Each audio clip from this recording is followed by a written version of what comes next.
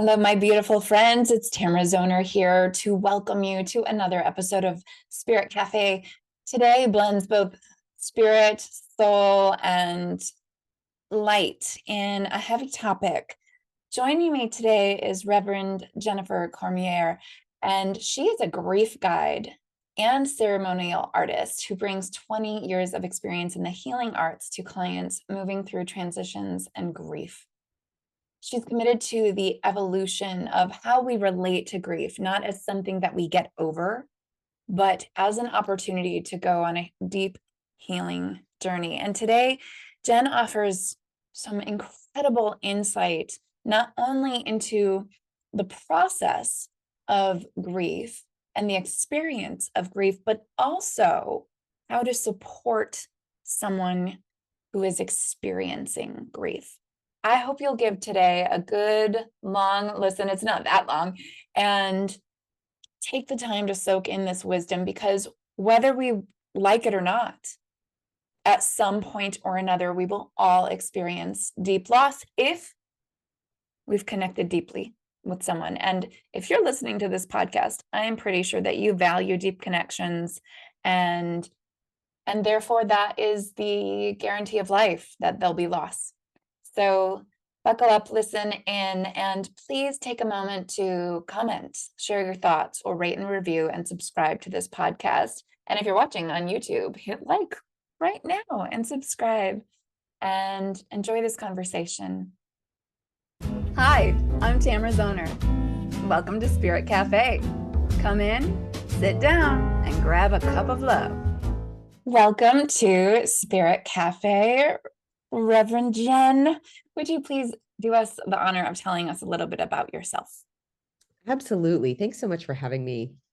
I am a quester, as my Jungian therapist like to coin me a couple decades ago.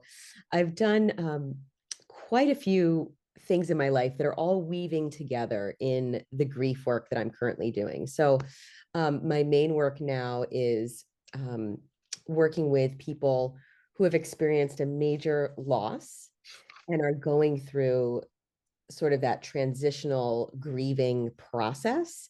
And they are looking for some support. So some community support, and also someone to really hold their hand through what feels like a groundless kind of time, right? Sometimes we just feel so heavy after we have experienced a loss, and sometimes we feel like the rug is just pulled out from underneath us, and life will never be the same. And when will I get back to quote unquote normal? Right? We've heard that a lot through pandemic time. Like, when is it back to normal? When is it back to normal? Or when am I going to feel like myself again? Or when's the grieving going to end? Like, give me an end time, tell me something with certainty. Right.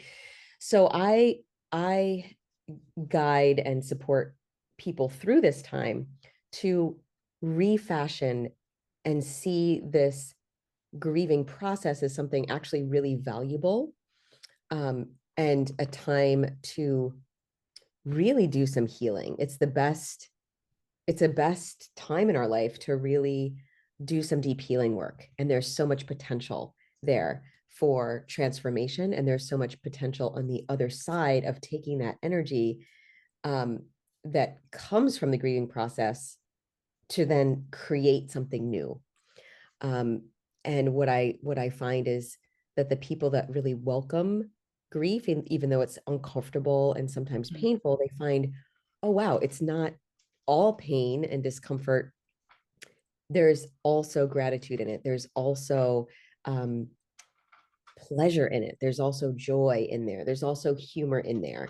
So I really see grief as an extremely large basket that can hold all of our emotions and really all of our experience, and really give us the gift of deep healing. I love that, grief as a really large basket. So what do you tell someone, though, whose grief is really fresh, and they hear you say, there's joy in it, and they're thinking, oh no, there is. Right. What the hell is she talking about? Yeah. So where do you start with them? Yeah, so I'm working on and maybe I can, you know, get it out in March by the time you drop this podcast, but I'm working on a map for folks that's a 4 season map. So like the 4 seasons of grief. And Mm, that's really what my mentors, Lewis and Barb, when my dad was dying and when he died and I had no religious or cultural or spiritual ground to hold my grief, um, they gave me that offering was, walk with your grief for a whole year through every season, through every milestone, and let it be your teacher for a whole year. So I didn't really know what that meant, but it gave me a lot of comfort. And what I noticed during that year, and actually a lot of the wisdom has come to me over the last 10 years, being able to look back on that mhm. time, but is that grief, it comes in, it's not linear. Most people can get that, Right. like, okay, this is just definitely not a straight line. It's not predictable. And what my experience is very different than even my sibling, or even if we had the same loss of the same person, our grief experience is going to be very different. So everybody grieves in their own unique way. And when I say there's joy in it, for those people that are like, are you kidding me? We go through, I consider the first season of grief, it's kind of like winter, right? It's heavy, it's still, it's frozen. You feel like just this liquid lead. It's heavy. It's everything feels impossible. It's like, how am I going to go outside in 7 feet of snow? It's Mhm. that kind of feeling. It's just like, I can't do anything but hibernate. I cannot get out of bed. I cannot get, it's like, it's that feeling on a really rough snow day when it's just snowing and sleeting and there's a nor'easter. That's the first season of grief, often feels like that. And for those people that it's really fresh, it's kind of like, don't talk to me about gratitude. Don't talk to me about joy. Like, I'm not there. Right. And we Right. have we have to just be in that heaviness. So for those people, the image that I got when I was practicing this morning was a whirlpool, and it was like that downward when you watch the in the bathtub when you let the water Mhm. out and it just swirls down, down, down. We have to surrender to that downward whirlpool when we're Mhm. in the beginning of grief. We have to let it just take us down because that's what it's doing, Right.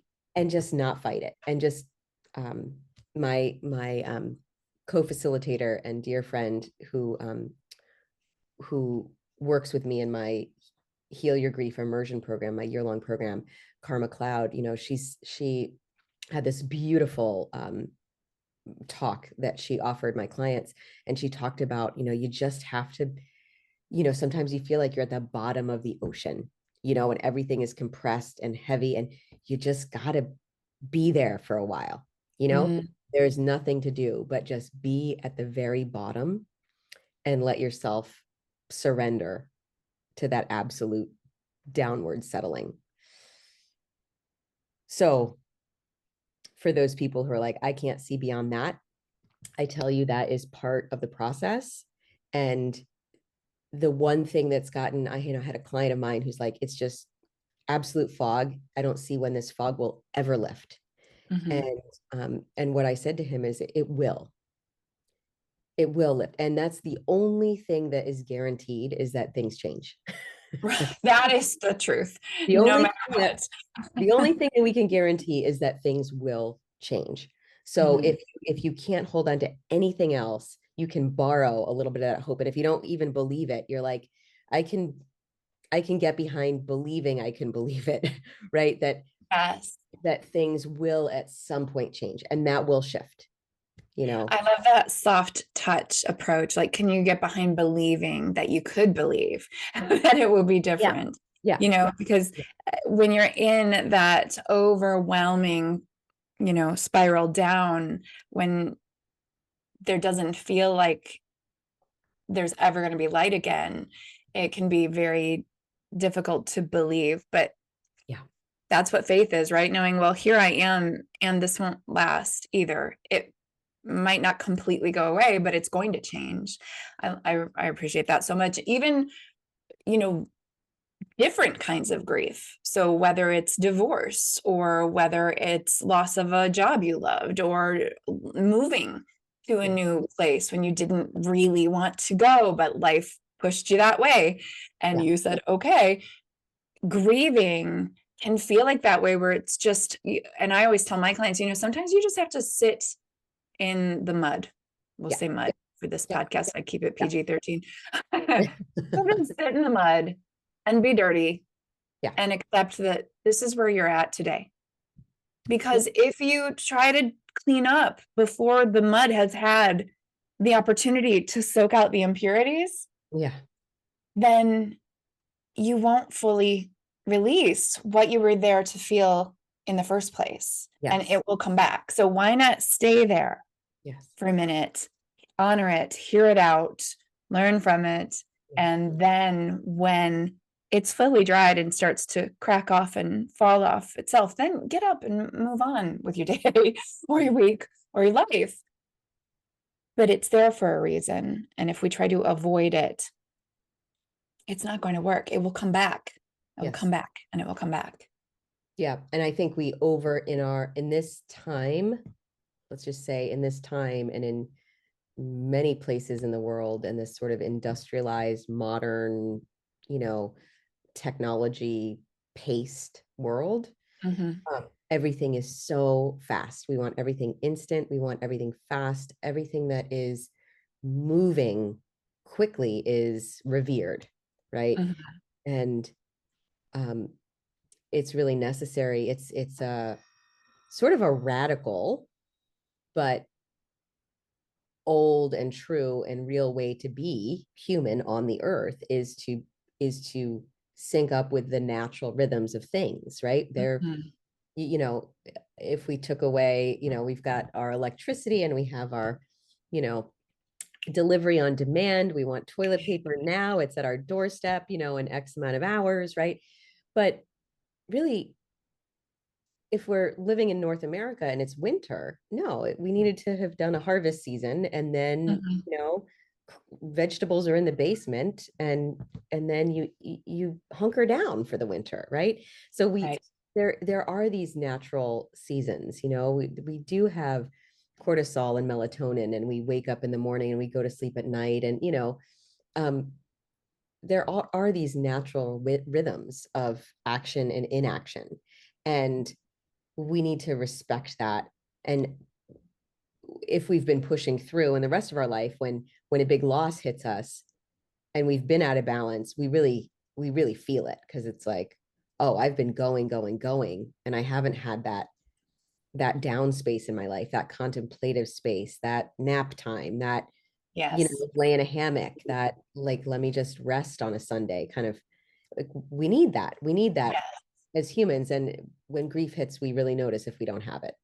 So it's Mm-hmm. very, it feels maybe awkward or counterculture or radical to really rest, but that would be the number one thing I would say for people. Just like you're saying, you got to just lie there in the mud for a little while. You got to just lay it down, really. Mm-hmm.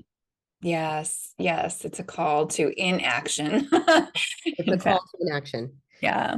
Yeah. So you said that, when your father passed, you didn't have a grounding of spirituality. So can you share with us kind of how were you raised? What were your beliefs about the universe or God or whatnot, whatever you call it? On Spirit Cafe, we've honed it into the yada yada.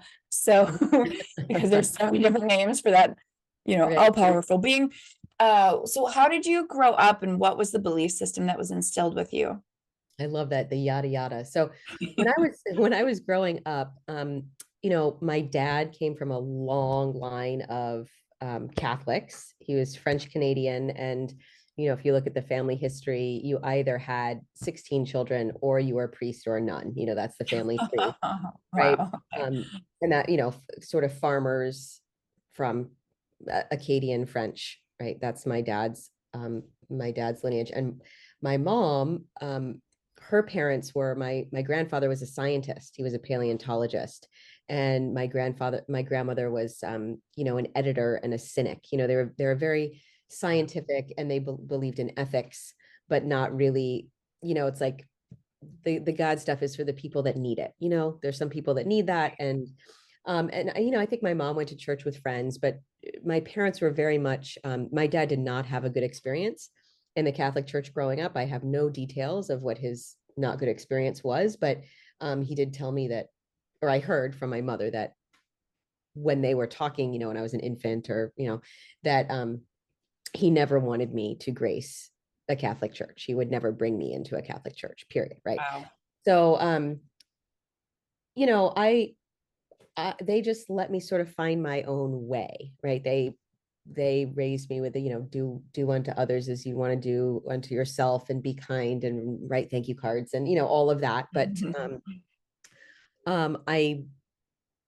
I always sensed the magic of the universe. I was very would be outside talking to the birds, and, collecting snails and worms, and saving worms from, puddles and that kind of thing, growing up. And in college, I think my entryway into spirituality was through light itself.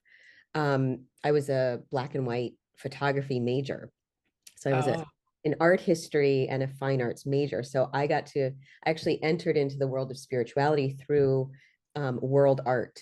So learning about, you can't learn about Asian art without learning Buddhism, right? Because right. everything is a stupa, or right. So, Yes.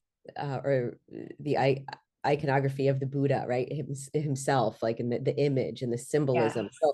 So I learned, I learned a lot through art history for 4 years in college, and through watching light, and through a camera lens, and in a black and white dark room. And then my entryway really was also through my body. I was always a dancer. Okay. And I found yoga in college, and Mhm.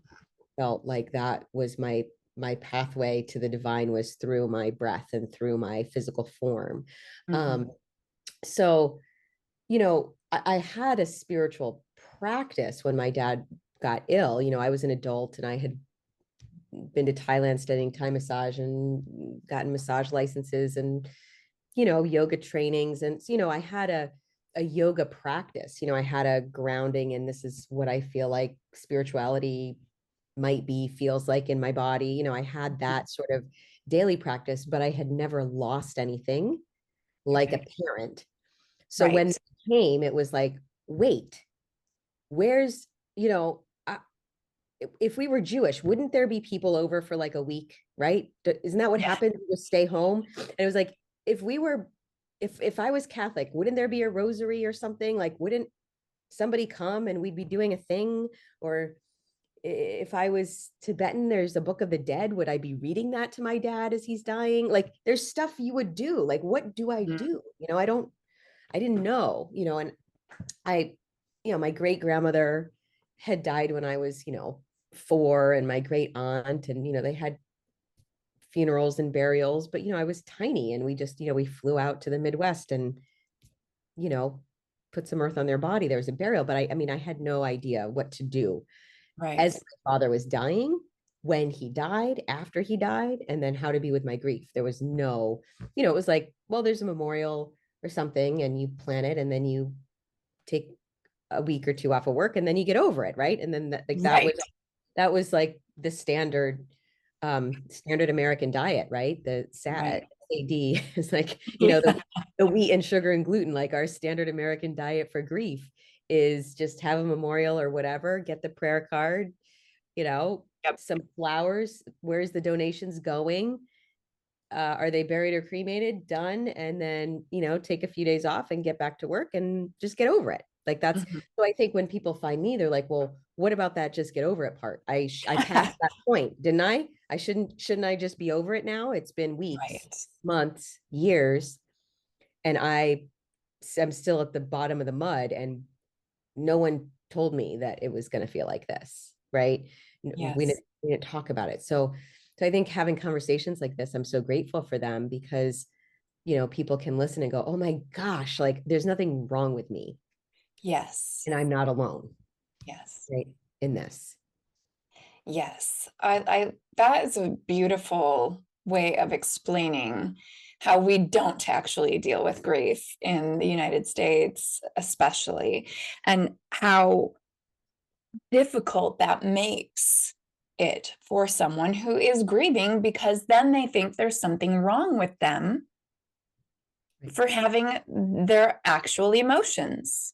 And so when they come to you, where do you begin? So, okay, you get to sit in the mud and you get to sit in the dark and you get to begin to allow yourself to feel again when people told you that it wasn't okay to anymore because it's been 2 weeks. So how do we restart sort of the process of the healing aspect of grief? Yeah. Yeah, so there are a few things, and some things that we can do are so simple, but so powerful. And I'm going to list the few that come off right off the top of my head, and there are a few popping right up. So we'll just go with what feels right in this moment. One thing is we can accept the support that wants to be there for us. A lot of times we have been so trained when somebody offers something to say, no, no, no, no, no, no, I got it. No, no, no, I'm fine. Right. How many times have you heard yourself or someone around you say, no, I'm fine. I'm fine. I'm fine. Right. And there is this individualism that really is a sickness in our culture. I've and we really put it on a pedestal, right? Like I just wrote a post about this yesterday. Like, okay, we're waiting for high school and then college, and then I'm going to go and do what I was, like, what are you going to do when you grow up? And then you're supposed to, go off on your own and go to Be college, independent be and independent, or even take if care you're of not yourself. doing college, it's like go on out and do your own thing and get your own place. And right. So that's really been driven into us for decades, right? That we're supposed to do it on our own. So,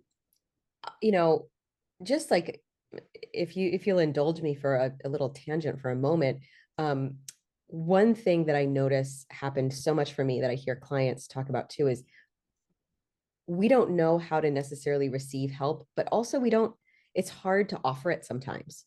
And people will sit down and say, um, you know, how are you doing? How are you doing? And there's a podcast, a Walk Through Grief with Grace podcast that's actually coming out today. The day that we're recording this happens to be on Valentine's Day.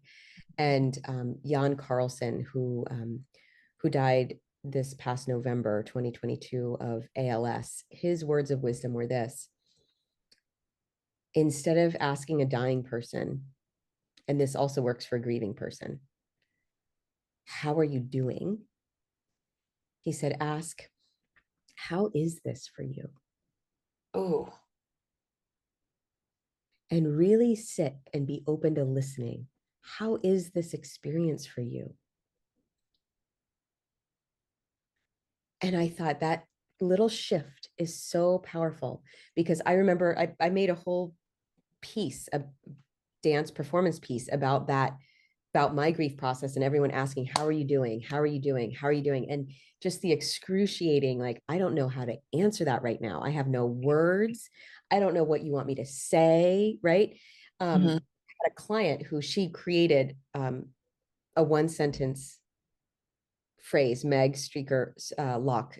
We have a podcast, and she shared this too about, like, she just wrote, this is what I'm going to say to everybody, and it was something that could feel true in any moment. Like, well, they're they're hard moments, and they're moments where life goes on, and I'm doing however, right? Like, it was just how she answered everybody, so she didn't have to think in the moment, Right. and get taken down when she had to, like, finish her bank transaction or whatever. Right.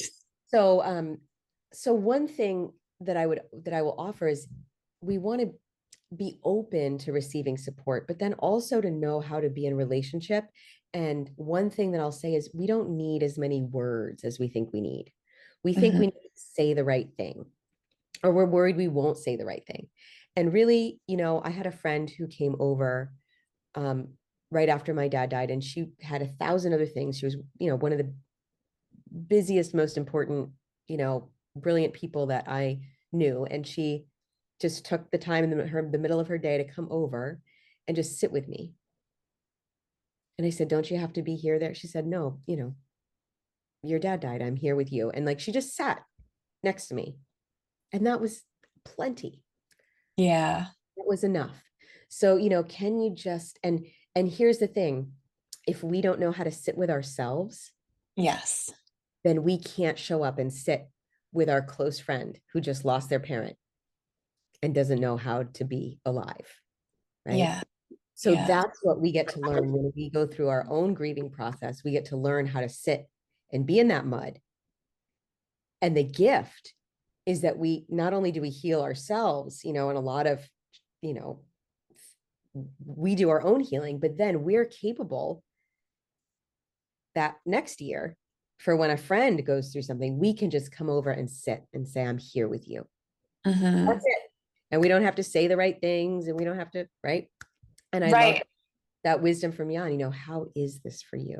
I love that. Like, I felt like a piercing of my heart when you asked that question, and it can apply in so many situations, and in so many relationships, not just grief. Like, I have a daughter who she's twice exceptional. So not only is she brilliant, off the charts, but she doesn't believe it. She is on the spectrum and deals with massive anxiety.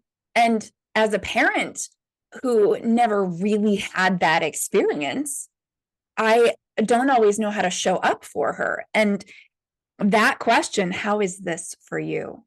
Yeah. Is so much more powerful than, are you okay? How can I support you in this? Because she doesn't know. Yeah. She doesn't know in those really tough moments. But how is this for you is like so direct and loving. I'm going to put that on a sticky note on my computer. Yeah. And that's what is going to break your heart open. But that's how we really connect with each other, right? Is when we go there to that deep place. And being willing to just sit and let them feel that out for a little bit. And this is the work we as human beings all have to do, especially in this go, go, go day and age, is to be willing to be quiet once in a while and sit with ourselves, and to, instead of trying to avoid every uncomfortable emotion that comes up through, binging television or alcohol or food, to sit with it and be with it and experience your experience. It's so frustrating for me sometimes to see people running from everything. Yeah. Because that's not how life is meant to be. Life is meant to be felt. Yeah. And expressed and not avoided. Yeah. And it's hard, right? When it feels painful, it's hard. It's hard to be with. It's easier to be with a bag of Cheetos or, 17 episodes of something on Netflix or a pain medic. I mean, look at our epidemic of, prescription drug epidemic, right? It's like we're how do you say anesthetizing ourselves, right? With prescription drugs and alcohol, all the things, because it does feel hard. So the second thing that I'll say, the first thing was that piece about how to be right with each other. And I think and then the last piece I'll say on that is, the other thing you can offer is like really specific things. For example, so many people said to me, what can I do? I'll do anything you need, Jenn, anything you need. It's like, well, I mean, maybe I need to go live in Hawaii. Will you go buy my house? I mean, anything I need, like anything, like, I don't know if you really mean that. I don't think you really mean anything, because I could come up with some things, right? So it's not really helpful when I'm in a foggy, muddy, on the ground place and my brain's not functioning, because that's the thing. Like, if you feel brain fog and like memory loss and all of that, not capable of like doing anything, that's grief, right? We go through a mental challenging place. So it's really helpful if you have somebody that's grieving, you can say, listen, I'm making a big pot of soup right now, and I can drop off half of it on your doorstep on my way to wherever at 5. Is it okay for me to drop soup on your doorstep at 5? And then it's like, you think about what you want to do for the person. Think about how you want to bake some bread or cookies or soup or whatever, and then be specific. Mm-hmm. I'm going for a walk in the woods right now. Can I swing by and pick you up to go with me? You can be in your jammies, right? Then it's Right. specific, Yes. right? I'm Yes. picking up a green juice at the store. I'm going to get an extra one for you and drop it off on your doorstep. Would you rather I leave it on your doorstep, or do you want a hug? Right? Then Mm-hmm. it's Oh, I like, just love leave it on that. my Yeah. doorstep. Right? Or Yeah. yes, I'd like a hug. Right? It's like, if we go back to how, parenting experts, right? My friend Vanessa Callahan, she's a great, parenting coach, and I've learned so much from her. And it's like, you give the kids, you know, 2 choices, Yes, this or right? that. If you want to continue rolling on the floor in the restaurant, then I'm going to have to pick you up and we'll leave. Or you can sit up in your chair and blah, right? It's just like very Yes. simple. You have this choice or you have that choice. So like, I'm going to, I'm going to drop a green juice off at your step around 4. Should I just leave it there, or would you like me to knock and give you a hug? Right. Mm-hmm. Mm-hmm. So being really specific like that. So anyway, those are the 2 pieces that came up around relational being. And then I want to circle back to what I was about to say, which was, how pain, sometimes we're in so much pain, we don't really know how to sit with it. And it's like brilliant advice, right? Like, we have to be able to slow down and be with uncomfortable feelings, right? And that's where the clients that I work with over a year, that's where they get support is, okay, how do I sit still? How Mm-hmm. do I be with that? Sometimes it's too Right. much like, oh, I'm supposed to start a meditation practice and like put a timer on and just sit in silence now for 20 minutes. Like, are you kidding me? Right. So then, um, so then it's like, okay, well, how about I start with a song? How about play a song, right? How about, right? So there's like the entryways into silence, Okay. the entryways into stillness. How can we baby step our way into feeling these things? Right. And sometimes it's like, well, why don't you pick a piece of music that feels like it wants to be played right now? Mm-hmm. Oh yeah. So what are the baby steps? So I give people like 3-minute invitations, Okay. right? And we get so caught up with like doing things right and perfectionism. I had like my last client cohort, I had a group of women going through a year-long healing journey with me, and 100% of them said that they were recovering perfectionists. 100%.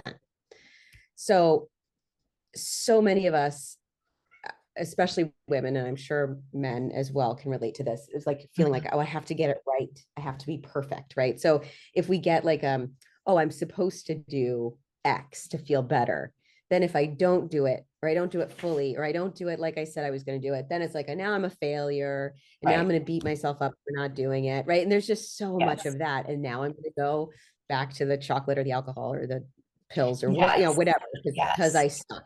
Now I'm going to be guilty and shameful, and right then we like pile on that on top of, Mm-hmm. oh, now I failed, right? As opposed to like, okay, let's just be curious, let's take this lightly, let's just go, okay, now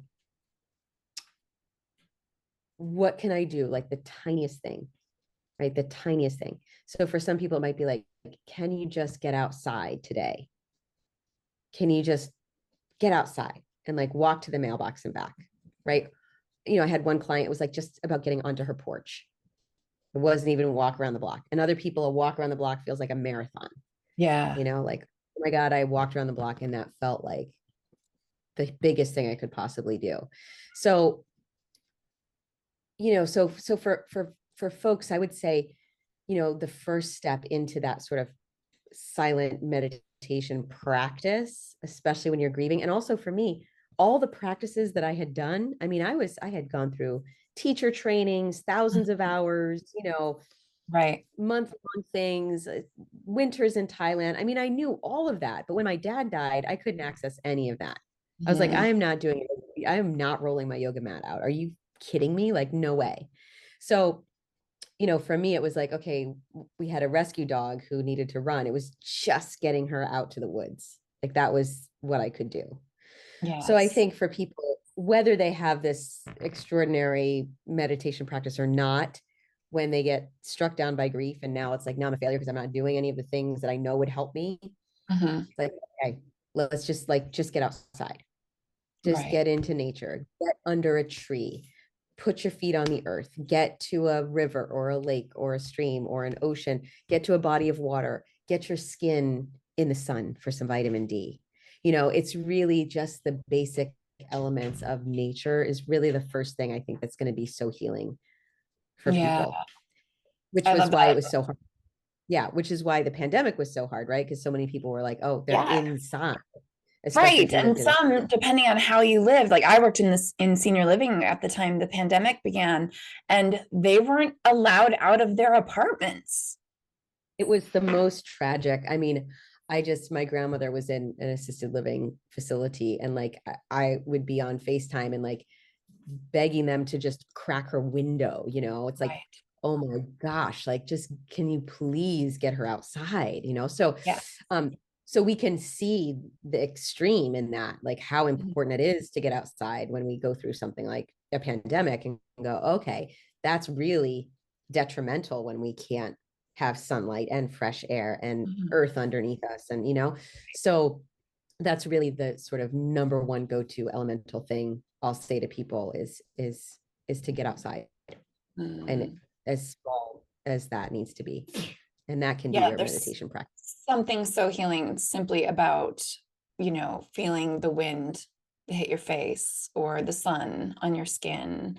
And yeah, if you can get on the dirt barefoot, even better. Oh, wow.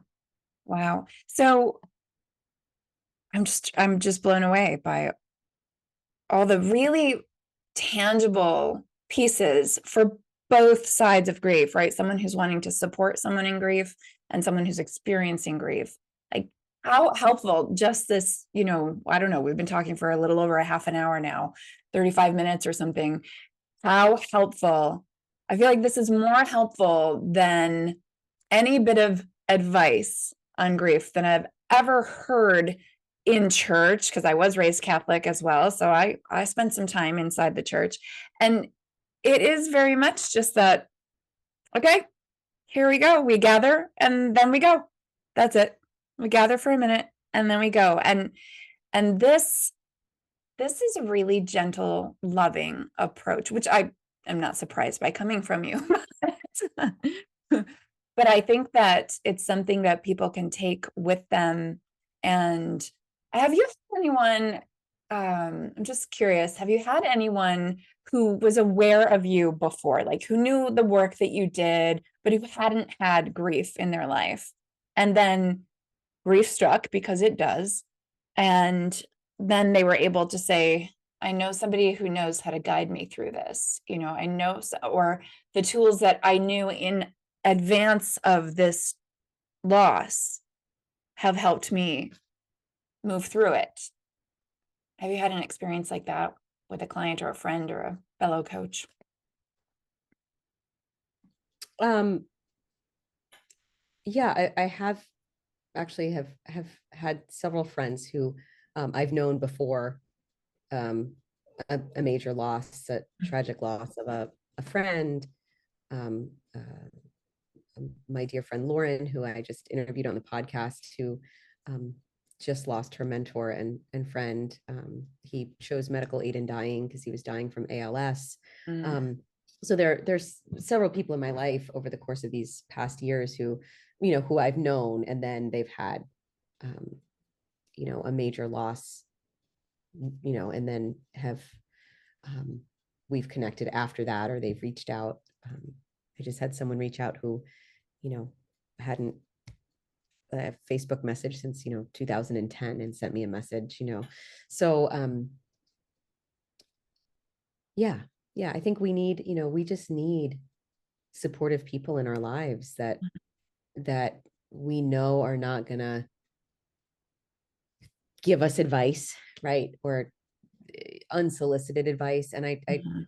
sometimes I make a mistake with this one, but I do my best to not just say, well, here's what you should do, right? Or Yeah. um, I do my best to keep my capacity for being open and listening on the front. And then, if someone's asking me for something, listening for what that is, or saying, hey, after hearing you, I have a perspective that I think might be helpful. Would you like to hear it? Right. And I think Yes. that's the relational thing that we can do if we've gone through a whole healing process ourselves, like we lost a parent or we lost a partner or child or whatever, and then we're supporting someone else. Can we might know, hey, I think I know what's best for you, or I think I have a great idea for you, or I have a solution, right? And it's just so easy to just jump right out with that. um but especially when somebody's in that tender place of grieving, if we can say less and then catch ourselves before we give a prescription, right? Yes. Our own experience, or, oh yeah, well, that was like that for me too, or my experience was, right? It's just so easy to, oh, well, that's how you have conversation. They tell you theirs and then you tell them yours, right? Right. It's like, okay, well, if I can realize, okay, this person really needs me to just listen. Hmm. And then if I do have something that can help, I can wait and see, like, is it really necessary? Is it really kind? And then ask permission, right? It's like that permission. It's like, I have I have something that I think might help around how to see X, Y, or Z. Would you like to hear it? Because they might not. And I think Right. when I've had people say, oh, why are you being so resistant to my support? It's because, well, you didn't actually ask me. You didn't ask me if I wanted that support right now. Like right now, Yeah. I just want a bath. I don't want you to be, that's not what this meeting was Yeah. for. It's not what whatever it was for. Like I really Right. just eat and get in a bathtub. So that's why I'm being resistant to you. Right. Right. So And that comes back to that other person not being comfortable with silence or stillness or uncomfortable emotions, right? Because they want to fill that void up. And it's wanting to fix something for someone because I'm uncomfortable with what I perceive as a problem, not what their experience actually is. And, I've had to tell people, not related to grief necessarily, but to just say, hey, I just need empathy right now. I can find the solution for myself. I can fix my own issue. This isn't actually a problem. It's something that requires my attention, but I'm feeling this way. Can you just hear me right now? And so I imagine it's a lot harder for a grieving person who's in those initial stages, especially, to access that resource of being able to say what they need or what they're unwilling to hear right now. So this is really helpful, that reminder to ask permission and simply listen to the person, because that is so much more helpful than any advice, really, is just to hear what they have. If they're willing to share with you, that's a gift, right? yeah. Yeah.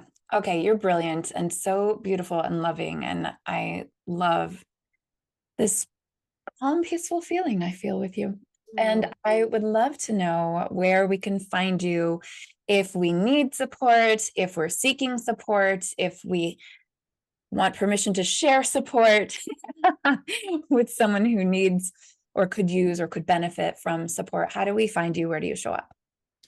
yeah. So there are a couple different ways you can find me. The first is I also have a podcast called Walk Through Grief with Grace. So you can find that Walk Through Grief with Grace podcast on Apple, Spotify. And I've had many conversations with professionals, death doulas, hospice nurses, folks who were caregivers, people who've gone through grief and loss, just a huge range of folks. And I think that can be such a um, comfortable entry point, right? To be able to just sit back and listen to different conversations. And Yeah. that can be really nurturing for folks. So that's the first way. And the second way is I do have an online private free community called Grief and Grace. It's a Facebook group. Someone else has the business page, but it's a group called Grief and Grace. And Okay. I offer some seasonal and monthly trainings there that are all free, and folks there share. So it's great to really, see, oh gosh, I'm really not alone. Yeah. Other people are going through similar experiences to me, and everyone is welcome in that group.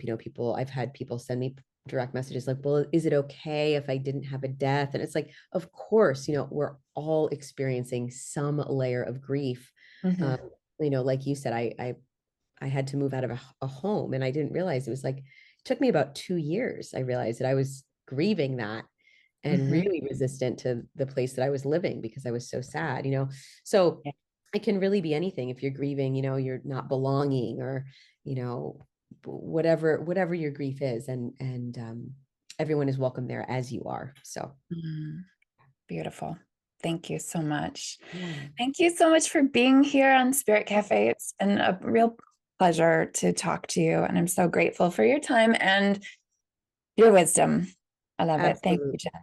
It's been wonderful. Thank you, Tamara.